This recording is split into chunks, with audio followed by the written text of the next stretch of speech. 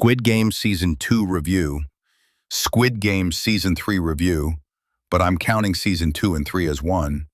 Combined score for Season 2 and 3, 7. Let me say this clearly before I begin. I'm reviewing Season 2 and 3 as a single season, because that's what it really is. Netflix filmed them back to back, split them in two, and released them like they were two full stories. But we all know Season 2 ended abruptly, with no winner, and Season 3 picked up exactly where it left off.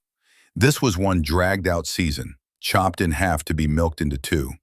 When I posted my review of Season 2 and gave it a 4 or 5 out of 10, people called me negative, dramatic, even P-Shadow. I literally got DMs saying, I just want to watch people D, because I had a problem with how boring and repetitive it got.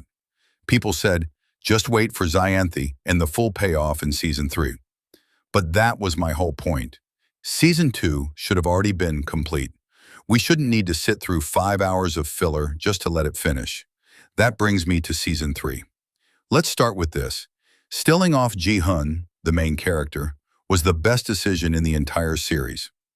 I don't care how unpopular this opinion is, that moment was powerful. The way he says, "We are humans," before sacrificing himself to save a baby, that hit hard. That wasn't just an emotional climax, that was his redemption. Because if you really followed his arc across Season 2 and 3, you'll see it. The frontmen wanted Ji-hun to go corrupt. That was the fight. And yeah, Ji-hun did Michael a scared kid halfway through the game, and he did Michael someone else in a survival challenge. So technically, he was already broken. But in the end, when he chose to save someone else at the cost of his life without knowing if the baby would even survive, that was him taking back his humanity.